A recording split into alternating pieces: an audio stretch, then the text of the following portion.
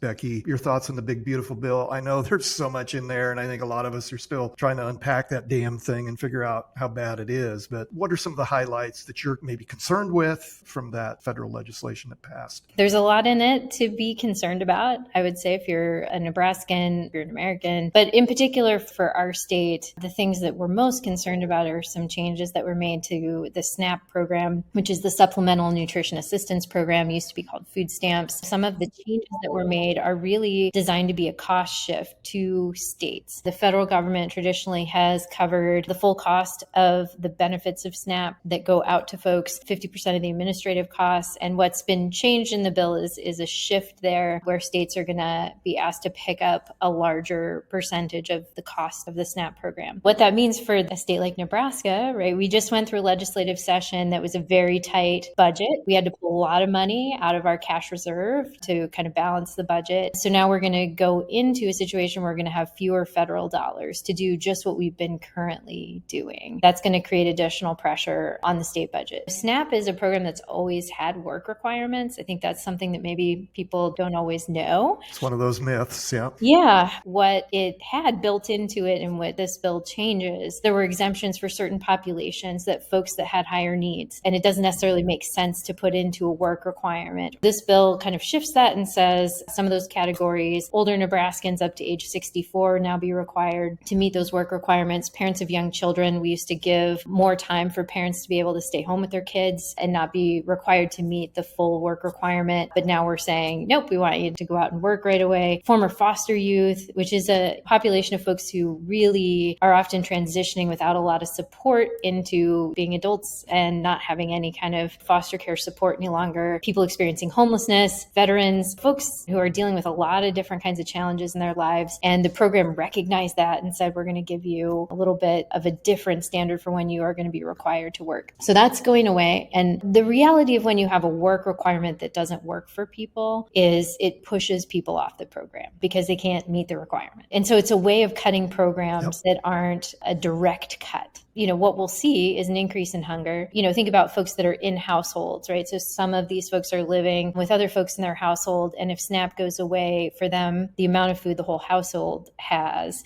goes down. And so it's not just hitting these particular populations, but it's hitting the whole family. Most people that are on public benefits programs aren't on them for very long. The average amount of time folks spend on a public benefits program, it's about 16 months. The idea that somehow this change is going to get at some kind of bigger problem in the program is really misplaced.